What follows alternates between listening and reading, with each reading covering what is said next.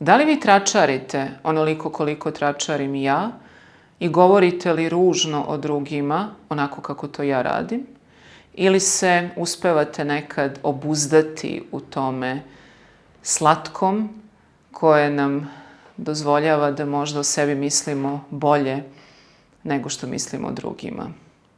Da li sebe zauzdavate onda kada čujete šta ste nekom drugom rekli ili dozvolite da se ta misao proširi, da pronađe adekvatan jezički izraz, da se artikuliše, da ode u svet i da možda nekoga poremeti i povredi? Mi smo skloni da ono što rđevo drugima kažemo pravdamo svojom misijom, odnosno svojim dobrim zadacima. Pobogu nešto smo rekli jer je tako trebalo, jer smo na taj način otkrili istinu o drugome i mi smo stvari učinili dobro delo.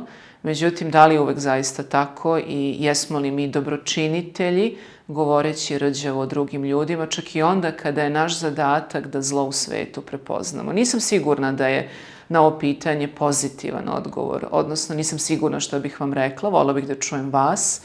Da li je tračarenje nešto što nas prazni ili puni, da li je to nešto čega treba da se oslobađamo ili treba sa merom da radimo i konačno kako da prepoznamo kada smo zaista tračarili, a kada smo izrekli o drugome nešto što je imalo smisla, što će možda popraviti i njega i nas.